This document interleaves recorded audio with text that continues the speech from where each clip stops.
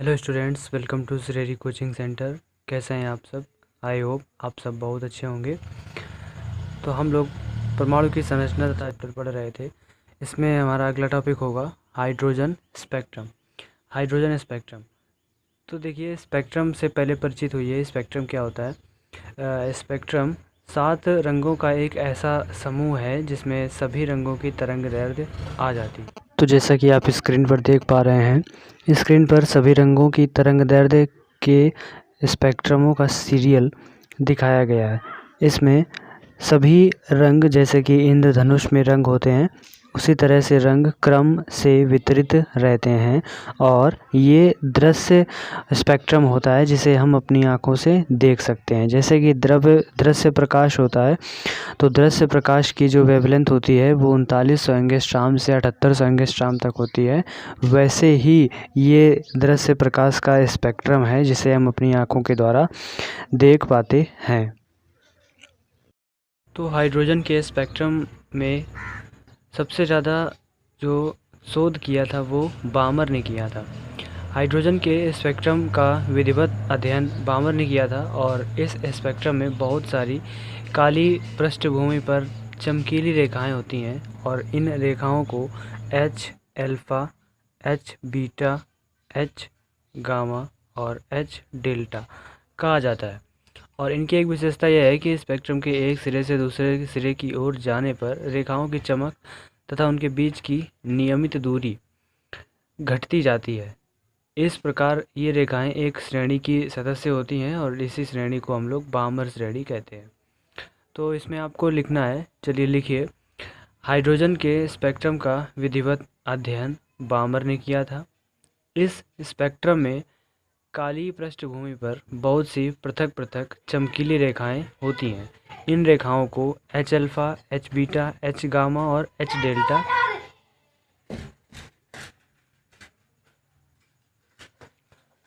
Delta कहते हैं। इनकी एक विशेषता यह है कि स्पेक्ट्रम के एक सिरे से दूसरे सिरे की ओर जाने पर रेखाओं की चमक तथा उनके बीच की दूरी नियमित रूप से घटती जाती है। अतः ये रेखाएं एक श्रेणी के सदस्य हैं जिसे बामर श्रेणी कहते हैं। तो अब नई लाइन से आ जाइए, लिखिए। बामर ने सन 1885 में अथक परिश्रम के बाद, सन 1885 में अथक परिश्रम के बाद बामर श्रेणियों की तरंगदैर्ध्य के लिए एक फार्मूला दिया था। तो वो फार्मूला क्या था? 1/λ is equal to r in the bracket 1/2 का स्क्वायर माइनस 1/n स्क्वायर, जहाँ n बराबर 3, 4, 5 डॉट डॉट डॉट। और लिखिए जहाँ पर r क्या है? r को हम लोग कहते हैं रिडबर्ग नियतांक। r क्या है? Rydberg constant. r को कहते हैं रिडबर्ग नियतांक और r का मान होता है 1.097 इंटू 10⁻7 पर मीटर। ये r का मान होता है। ये जो n बराबर 3, 4, 5 आया है, इसमें अगर हम n बराबर 3, 4, 5 रखते हुए चले जाएं, 3 रखेंगे और r का मान रख देंगे तो लैम्डा का मान निकल आएगा। तो वो हमारी वेवलेंथ आएगी एच अल्फ़ा की, और फिर n बराबर 4 रख देंगे तो वो एच बीटा की, इसी प्रकार एच गामा की और एच डेल्टा आदि की तरंगदैर्ध्य निकाली जा सकती है। अब नई लाइन से लिखिए। स्पेक्ट्रम में दृश्य भाग में कई तरंगें दिखाई पड़ती हैं और इनकी श्रेणियां भी कई होती हैं, जैसे लाइमन श्रेणी, ब्रैकेट श्रेणी, फुंड श्रेणी तथा पाश्चन श्रेणी। और इन श्रेणियों को निम्नलिखित सूत्र की सहायता से इनकी तरंगदैर्ध्य को ज्ञात किया जा सकता है। अब अगर हम श्रेणियों की बात करें तो श्रेणियों में हाइड्रोजन स्पेक्ट्रम में निम्नलिखित 5 श्रेणियां पाई जाती हैं। 5 श्रेणियां पाई जाती हैं। लिखिए, हाइड्रोजन स्पेक्ट्रम में निम्नलिखित 5 श्रेणियां पाई जाती हैं। कौन कौन सी 5 होती हैं? नंबर एक हेडिंग लगाइए, सीधे सीधे हेडिंग लगा करके लिख लेते हैं। नंबर 1 लाइमन श्रेणी। नंबर 1 क्या है? लाइमैन श्रेणी, लाइमैन सीरीज। लाइमैन सीरीज में लिखिए, जब कोई परमाणु किसी ऊंचे ऊर्जा स्तर से पहले ऊर्जा स्तर में लौटता है तब उत्सर्जित स्पेक्ट्रम की रेखाएं पराबैंगनी भाग में मिलती हैं। इन रेखाओं की तरंगदैर्ध्य निम्न समीकरण के द्वारा ज्ञात की जा सकती है। तो वो समीकरण कौन सा है? 1/λ is equal to R in the bracket 1/1 का स्क्वायर माइनस 1/n स्क्वायर, जहाँ n बराबर लिखिए 2 3 4 5 डॉट डॉट डॉट। अब इसमें n बराबर अगर हम 2 रख दें और r का मान जो 1097 इंटू 10⁻7 था, तो ये सबसे पहली आ जाएगी, निम्नतम तरंगदैर्ध्य इसकी आ जाएगी। तो वो क्या होती है, चलिए इसमें रख करके देखते हैं। r की वैल्यू कितनी होती है? 1097 इंटू 10⁻7 इंटू 1/1 का स्क्वायर माइनस 1/n, कितना 2 रखेंगे तो 2 का स्क्वायर। तो ये कितना आएगा आगे हमारा 1097 इंटू 1 माइनस 1/4। तो 4 से 1 सब्ट्रैक्ट होगा, यहाँ लासा ले लेंगे तो 4 एकम 4, 4 से 3 1 गया 3, 3/4। तो यहाँ पर आ जाएगा 1097 इंटू 10⁻7 इंटू 3/4। अब ये 1/λ इज इक्वल टू था, लैम्डा इज इक्वल टू क्या होगा, ये 4 ऊपर चला जाएगा, 4/3 इंटू 1097 इंटू 10⁻⁻7। माइनस में आ जाएंगी, घातें नीचे जाएंगी, इसको ऊपर ले जाएंगे तो माइनस में हो जाएंगी। अब ये पॉइंट हटाएंगे, यहाँ पर 3 0 बढ़ाएंगे, इसका इसमें गुणा करके भाग कराने पर जो टोटल वैल्यू आएगी वो हमारा आंसर आएगा 912 एंगस्ट्रॉम। तो ये सबसे छोटी तरंगदैर्ध्य कितनी होती है? n बराबर 2 के लिए 912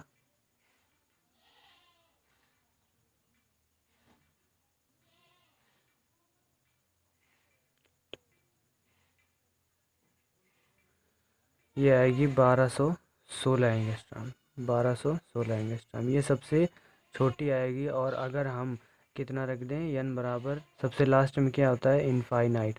n बराबर अगर इसमें इनफाइनाइट रख दें तो 1097 इंटू 10⁻⁻ प्लस का 7 रहेगा, और यहाँ पर 1 माइनस 1/, इनफाइनाइट रखा जाएगा। इनफाइनाइट क्या होता है? 0, तो ये ऊपर पहुँच जाएगा, ये पूरा टर्म क्या हो जाएगा? 0 1 बचेगा। तो ये पूरा सॉल्व करने पर आएगा हमारा 1/1.097, ये पॉइंट हटाएंगे, यहाँ 3 0 बढ़ जाएंगे, 10⁻⁷। तो इसका इसमें भाग देंगे तो करीब करीब 912 एंगस्ट्रॉम आ जाएगा। तो 912 एंगस्ट्रॉम ये सबसे अधिकतम तरंगदैर्ध्य होती है, सबसे छोटी तरंगदैर्ध्य कितनी? 912 एंगस्ट्रॉम होती है। तो ये श्रेणी सीमा इसको कहा जाता है, संगत सीमा की लिमिट, श्रेणी सीमा इसको कहते हैं। ये लाइमन श्रेणी की, लिखिए अब, लाइमन श्रेणी की अधिकतम तरंगदैर्ध्य 1216 एंगस्ट्रॉम तथा न्यूनतम तरंगदैर्ध्य 912 एंगस्ट्रॉम होती है। इसके बाद नेक्स्ट हेडिंग लगाइए, दूसरी श्रेणी है हमारी बामर श्रेणी, बामर सीरीज। बामर श्रेणी में लिखिए, जब परमाणु किसी ऊंचे ऊर्जा स्तर से दूसरे ऊर्जा स्तर में लौटता है तो उत्सर्जित स्पेक्ट्रम की रेखाएं स्पेक्ट्रम के दृश्य भाग में प्राप्त होती हैं। अब इसकी तरंगदैर्ध्य निम्नलिखित सूत्र से ज्ञात की जा सकती है। 1/λ is equal to R in the bracket 1/2 का स्क्वायर माइनस 1/n का स्क्वायर, जहाँ n is equal to 3 4 5 dot dot dot infinite तक। n बराबर 3 रखेंगे तो मैक्सिमम आएगी वेवलेंथ, और इनफाइनाइट रखेंगे तो सबसे अधिकतम आ जाएगी, सबसे न्यूनतम आ जाएगी, छोटी तरंगदैर्ध्य आ जाएगी। तो चलिए इसको ज्ञात करते हैं। r का मान वही 1097 इंटू 10⁻7। यहाँ क्या आएगा 1/2 का स्क्वायर 4 माइनस यहाँ क्या रखना है 3, तो यहाँ कितना आएगा 3 का स्क्वायर 9। 9 और 4 का अगर लासा लें तो कितना आता है 36। यहाँ 9 कम 9, 9 माइनस 4, और यहाँ वही चलता रहेगा 1.097 इंटू 10⁻7। 9 से 4 गए 5, 5/36, 36 ऊपर चला जाएगा, यानी 36/5 गुणा 1.097 गुणा 10⁻7। तो ये आ गया।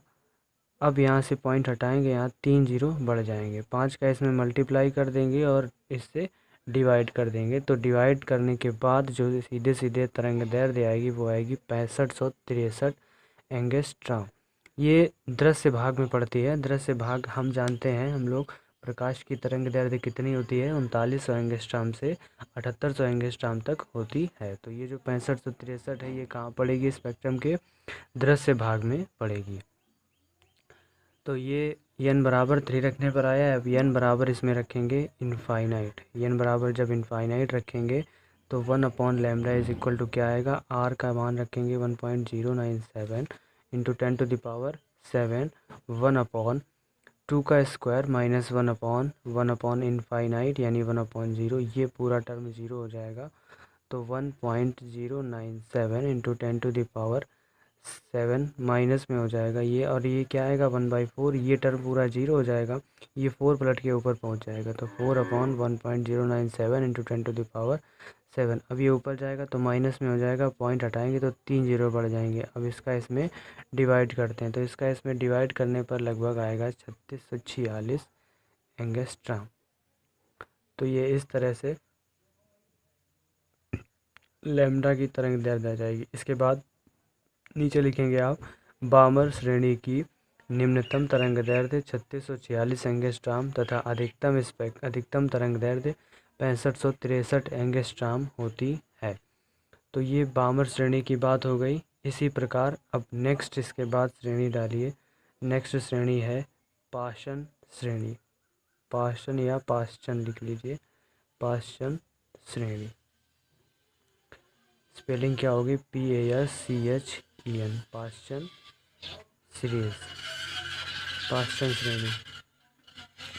लिखिए इसमें, जब कोई परमाणु किसी ऊंचे ऊर्जा स्तर से तीसरे ऊर्जा स्तर में लौटता है तो उत्सर्जित रेखाएं स्पेक्ट्रम के अवरक्त भाग में प्राप्त होती हैं। इसकी तरंगदैर्ध्य का सूत्र निम्नलिखित होता है। तरंगदैर्ध्य का formula 1/λ is equal to r in the bracket 1/3 का स्क्वायर माइनस 1/n का square. n is equal to यहाँ पर स्टार्ट होगा 4 5 6 डॉट डॉट डॉट इनफाइनाइट। फिर करना हमें वही है, क्या निकालना है, वेवलेंथ निकालनी है तरंगदैर्ध्य, n बराबर 4 रख करके और n बराबर इनफाइनाइट रख करके। तो चलिए रखते हैं 1/λ इज इक्वल टू r की वैल्यू 1.097 इंटू 10⁻7। 3 का स्क्वायर कितना होगा 9 माइनस n का वैल्यू कितनी रखेंगे 4, तो 4 का स्क्वायर 16। तो 16 और 9 का लासा आएगा कितना 144। तो यहाँ आएगा 16 माइनस 9, 16 से 9 घटाएंगे 7, 7 नीचे चला जाएगा। लैम्डा इज इक्वल टू ये आ जाएगा पूरा 144/7 गुणा 1.097 इंटू 10⁻7। पॉइंट हटाएंगे यहाँ पर तो 3 जीरो ऊपर बढ़ जाएंगे, और इसके 7 से गुणा करके और 144 में टोटल भाग देने पर सॉल्व करके आप देखेंगे जो भी आएगा वो उसकी क्या होगी, वेवलेंथ होगी, तरंगदैर्ध्य होगी। और इनफाइनाइट रख करके फिर इसमें n बराबर रखेंगे, इनफाइनाइट रख करके जितना आएगा वो भी वेवलेंथ लिख लेंगे। तो इस तरह से हमें पाश्चन श्रेणी की अधिकतम तरंगदैर्ध्य और न्यूनतम तरंगदैर्ध्य प्राप्त हो जाएगी। तो इसके बाद नीचे आप लिख देंगे कि पाश्चन श्रेणी की न्यूनतम तरंगदैर्ध्य जो आएगी, और फिर लिख देंगे अधिकतम तरंगदैर्ध्य जो आएगी, लिख देंगे होती है। तो ये पाश्चन श्रेणी थी। अब इसके बाद नेक्स्ट सीरीज़ की अगर हम बात करें तो अगली सीरीज़ हमारी पड़ती है ब्रैकेट सीरीज़। तो इसके बाद हेडिंग लगाएंगे आप चौथी नंबर, ब्रैकेट श्रेणी। ब्रैकेट श्रेणी, ब्रैकेट श्रेणी में लिखिए, जब परमाणु किसी ऊंचे ऊर्जा स्तर से चौथे ऊर्जा स्तर में लौटता है तो ये रेखाएं भी स्पेक्ट्रम के अवरक्त भाग में पड़ती हैं। और इनकी तरंगदैर्ध्य का सूत्र निम्नलिखित होता है। तो 1/λ is equal to 1/r into 1/4 का स्क्वायर माइनस 1/n का स्क्वायर, जहाँ n is equal to 5, 6, 7 dot dot dot. अब यहाँ पर भी वही काम करना है हमें, n इज इक्वल टू 5 रखना है और जिससे एक तरंगदैर्ध्य निकलेगी, फिर n is equal to infinite रखना है अनंत, जिससे फिर से एक तरंगदैर्ध्य निकलेगी। तो इस तरह से 2 तरंगदैर्ध्य हमको प्राप्त हो जाएंगे। तो जो दोनों तरंगदैर्ध्य आएंगी वो आप यहाँ पर लिख देंगे और नीचे लिख देंगे कि ब्रैकेट श्रेणी की अधिकतम तरंगदैर्ध्य ये होती है और न्यूनतम तरंगदैर्ध्य जो आएगी वो लिख देंगे ये होती है। तो यहीं से इसका काम खत्म। अब नेक्स्ट चलते हैं हम लोग अगली श्रेणी हेडिंग लगाइए फुंड श्रेणी, फुंड सीरीज। फुंड श्रेणी में लिखिए जब परमाणु किसी ऊंचे ऊर्जा स्तर से 5वें ऊर्जा स्तर में लौटता है तो ये रेखाएं भी स्पेक्ट्रम के अवरक्त भाग में प्राप्त होती हैं और इनकी तरंगदैर्ध्य निकालने का सूत्र निम्नलिखित होता है। तो ये फार्मूला लिखिए y 1/λ is equal to r in the bracket, ये क्या होगा 4 की जगह 5 होगा, 5 का स्क्वायर माइनस 1/n स्क्वायर, जहाँ n बराबर लिखिए 6, 7 डॉट डॉट डॉट इनफाइनाइट तक। यहाँ n का मान हमें कितना रखना है 6 रखना है और सबसे बाद में दोबारा से क्या रखना है इनफाइनाइट, यानी 6 पर रख करके वेवलेंथ कितनी आती है और इनफाइनाइट रखने पर वेवलेंथ कितनी आती है ये हमको देखना है। तो जो भी वेवलेंथ आएगी 6 पर रखने पर और इनफाइनाइट रखने पर वो निकाल करके आप नीचे लिख देंगे कि फुंड श्रेणी की निम्नलिखित अधिकतम तरंगदैर्ध्य होती है और न्यूनतम तरंगदैर्ध्य जो आएगी वो भी लिख देंगे। तो इस तरह से ये 5 श्रेणियाँ हमने पढ़ ली और इसके बाद नेक्स्ट हेडिंग लगाइए बोहर के सिद्धांत की। तो हेडिंग क्या लगानी है आपको, बोहर के सिद्धांत की सीमाएं, बोहर के सिद्धांत की सीमाएं, बोहर के सिद्धांत की सीमाएं। नंबर एक लिखिए यह सिद्धांत केवल एक इलेक्ट्रॉन वाले परमाणुओं जैसे हाइड्रोजन और हाइड्रोजन के समस्थानिक आदि के लिए सत्य है। द्विआयनित परमाणु जैसे लिथियम आदि की व्याख्या नहीं होती है। नंबर दो लिखेंगे जब किसी स्पेक्ट्रम का उच्च विभेदन क्षमता के स्पेक्ट्रमदर्शी से परीक्षण किया गया है तो उसमें एक से अधिक सूक्ष्म रेखाएं पाई गईं, जिससे इसकी सूक्ष्म संरचना बोहर के सिद्धांत के बारे में नहीं समझाई जा सकी। अगर आपको लगता है कि जल्दी जल्दी हम बोल रहे हैं तो वीडियो को रोक रोक करके एक एक अक्षर लिखिए। अब नंबर 3 लिखिए बोहर के सिद्धांत से किसी परमाणु की स्पेक्ट्रमी रेखाओं की आपेक्षिक तीव्रताओं की व्याख्या नहीं की जा सकी। नेक्स्ट नंबर यह इलेक्ट्रॉन की तरंग प्रकृति के बारे में कोई जानकारी नहीं देता है। अगला नंबर यह सिद्धांत परमाणु की विभिन्न कक्षाओं में इलेक्ट्रॉनों के वितरण को भी नहीं समझा सका। तो ये बोहर सिद्धांत की कमियां थी। तो इस प्रकार से ये चैप्टर पूरा फिनिश होता है।